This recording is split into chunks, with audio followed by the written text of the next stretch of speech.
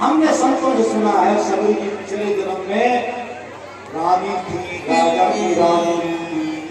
और एक बार ये राजा रानी दोनों प्रयागराज में गए हुए थे माह के महीने में। जब कहते हैं वहां पर प्रयागराज में त्रिवेणी संगम में स्नान करने के लिए सब भक्त एकत्रित होते हैं, तो ये राजा रानी भी वहां गए हुए थे प्रयागराज में। और जहां पर ये राजा रानी ठहरे हुए थे तो वहीं पर सत्संग हो रहा था। जहां ठहरे थे उसके पास जो सत्संग हो रहा था उसकी आवाज जहां राजा रानी ठहरे थे वहां भी आ रही थी, कथा की, सत्संग की। तो वो रानी ने कहते हैं वो सत्संग सुना, कथा सुनी, कानों में आवाज पड़ रही थी, तो वो रानी का उधर आकर्षण हुआ। रानी के मन में आया कि मैं भी वहां जाऊं, सत्संग सुनूं, कथा सुनूं, संतों के सानिध्य में बैठूं। ऐसे मन में विचार आया। ये अपना भाव व्यक्त किया अपने राजा से, पति से।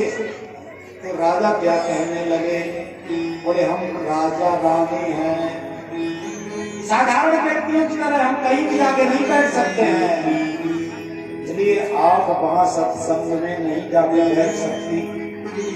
राजा ने रानी को सत्संग में, संतों के सानिध्य में जाकर के और कथा सुनने के लिए, सत्संग सुनने के लिए मना कर दिया।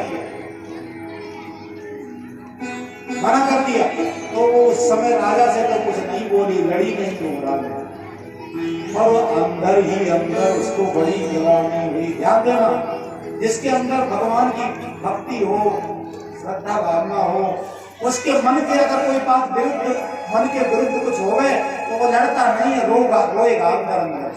हाँ,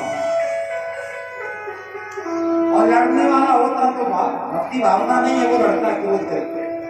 तो वो रानी को सत्संग में नहीं जाने दिया, कथा में नहीं जाने दिया।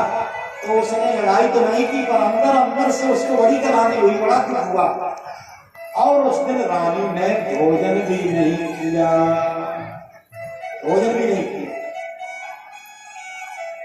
रानी ने भोजन नहीं किया और उसको नींद भी नहीं आई।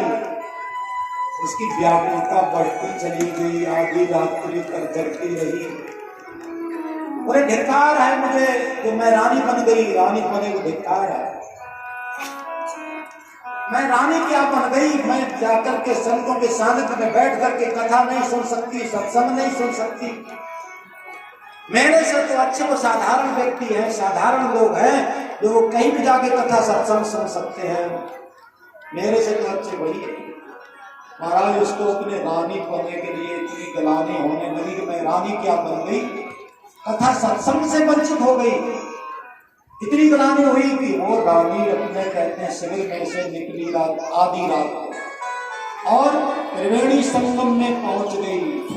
त्रिवेणी संगम जहां गंगा जमुना एक हो जाती है आपस में मिल करके, गंगा जमुना सरस्वती तीनों मिलती है, उसको त्रिवेणी संगम कहते हैं।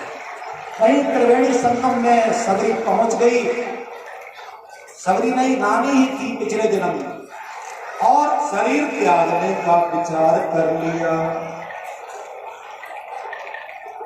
भगवान से प्रार्थना करने लगी कि बोले मैं अभी इस संगम में छलांग लगा के शरीर त्याग दूंगी, और कहीं दूसरे जन्म में भी अगर कोई मुझे शरीर मिले, कहीं भी जाके मैं जन्म लूं, तो भगवान से क्या प्रार्थना की। गंगा जमुना सरस्वती जी से, प्रयागराज से, और भगवान से वो प्रार्थना करती है रानी, हे परमात्मा, हे भगवान, हे गंगा मैया, हे जमुना मैया, हे सरस्वती मैया, बोले आप मुझे नीच से नीच योनि में जन्म दे देना, पर मुझे राजा की रानी कभी मत बनाना। हाँ, ऐसे उसने प्रार्थना की भगवान से और छलांग लगा दी त्रिवेणी संगम में। शरीर त्याग दिया, डूब गई रानी, और सुना है कि वही मर कर के सबरी बनी। और जब ये सबरी बनी तो इसका शरीर जो बड़ा काला कलूटा था, लंबा शरीर था, काला कलूटा शरीर था। उसके घर वालों ने उसकी सगाई कर दी, विवाह तय कर दिया गया, बारात आने वाली थी। तो कहते हैं कुछ बकरों को ला करके और घर में मांगा गया। बोले इसका विवाह होगा तो बाराती आएंगे, बारातियों को बकरे काट करके खिलाए जाएंगे। आधी रात को जब ये दृश्य देखा सबरी ने, बोले मेरा विवाह होगा, मेरे विवाह करने के कारण, मेरे कारण इन बकरों के गले काटे जाएंगे। तो सबरी जी को लगा ये हत्याएं मेरे कारण होगी।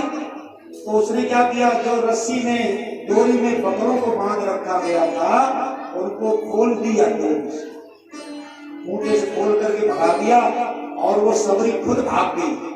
नहीं करना मुझे ऐसा विवाह, तो खुद भाग गई। और भागते भागते भागते भागते कहाँ गई? बोले जहां पर ऋषि मुनि जंगल में रहते थे, कई ऋषि मुनि लोग जंगल में वन में रहते थे, सभी वहीं पहुंच गई और संतों के सामने नहीं आई, छिप छिप करके रहने लगी, छिप करके रहने लगी। एक मतंग ऋषि जी थे और उनके आश्रम के आसपास छिप के रहने लगी। और ध्यान देना, सबरी छिपे छिपे ऋषियों की सेवा करती। छिपे छिपे क्या सेवा करती? कहते हैं सूखी सूखी लकड़ी बीन करके लाती और संतों के आश्रम के बाहर छिप करके रख आती रात्रि। हाँ, और संत महात्मा अपनी कुटी से निकल करके, आश्रम से निकल करके बाहर नहीं आ पाते तो सबरी रात्रि में जल्दी झाड़ू लगा के चली जाती। मतंग ऋषि थे, उनके आश्रम के बाहर कहते हैं सूखी लकड़ी रखी मिलती और झाड़ू लगा मिलता। तो उन्होंने अपने चेलों से पूछा, अरे इतनी जल्दी आज ये झाड़ू किसने लगाया? चेले लोग कहने लगे गुरुदेव हमने नहीं, सबने मना किया। और ये लकड़ी यहाँ लाके किसने रखी? हमने नहीं मना कर। अरे फिर ये हमारे आश्रम में छिपे छिपे कौन झाड़ू लगाता है? ये लकड़ी रख करके कौन जाता है? पता करो। चेला लोग शिष्य लोग बैठाल दिए, महाराज। और चेला लोग छिप करके रात्रि में बैठ गए। जब सबरी झाड़ू लगाने के लिए आई तो उन्होंने, चेलों ने कहते सबरी को पकड़ लिया। वो तो बेचारी डर गई, कांपने लग गई। सबरी डर गई, कांपने लग गई। और चेलों ने, शिष्यों ने महाराज के सामने उसको पेश किया। बोले महाराज ये चोरी से छिपे छिपे सेवा करती है, यही लकड़ी रख जाती है और यही झाड़ू लगा जाती है आश्रम में। महाराज जी मतंग ऋषि बड़े उच्च कोटि के महापुरुष थे। सबरी जी को देख करके उनको बड़ी दया आई, वो कांप रही थी बेचारी। महाराज कहने लगे अरे तुम छिपे छिपे क्यों रहती हो? तुमने कोई चोरी नहीं की, पवित्र आत्मा हो। महापुरुष समझ गए छिपे छिपे रहने की कोई जरूरत नहीं, छिपे छिपे सेवा करने की भी जरूरत नहीं। महाराज ने एक कुटी दे दी, झोपड़ी दे दी, बोले इसमें रहो और इसमें रह करके भजन करो। सबरी जी कहते हैं उस कुटी में रह करके भजन करने लगी। गुरु जी ने नाम बता दिया, मंत्र बता दिया। इस तरह से रहते समय व्यय होते होते क्या हुआ? बोले मतंग ऋषि महापुरुष जो थे उनके शरीर में और वृद्ध अवस्था ज्यादा आ गई और अब उनके शरीर त्यागने का समय आया। तो सबरी जी को पता लगा कि बोले मेरे गुरु जी अब शरीर छोड़ करके चले जाएंगे। तो वो दुखी हो गई, बड़ी चिंतित हुई। बोले महाराज गुरुदेव आपके बाद में आप मुझे छोड़ करके चले जाएंगे तो फिर मैं कहाँ जाऊंगी? मेरा क्या होगा? मैं क्या करूंगी? आप मुझे संकेत करें, आदेश दें, मुझे क्या करना है बाद में। आपका सामने छूट गया तो मैं क्या करूंगी? मैं कहाँ जाऊंगी? मतंग ऋषि जी कहने लगे चिंता न करो सबरी, तुम्हें इस झोपड़ी को, इस कुटी को छोड़ करके कहीं नहीं जाना है। तुम्हें यहीं रह करके भगवान के नाम का जप करना है और स्वयं परमात्मा ही चल करके तुम्हारी कुटिया पे आएंगे और तुम्हें कहीं नहीं जाना है। ऐसा आश्वासन दे करके कि बोले भगवान श्री राम जी खुद तुम्हें दर्शन देने आएंगे, तुम्हें कहीं नहीं जाना है भगवान को ढूंढने के लिए। ऐसा सबरी जी को आश्वासन दे करके और वो मतंग ऋषि जी तो शरीर त्याग करके चले गए। सबरी जी उस कुटी में रह करके भजन करने लगी, इंतजार करने लगी।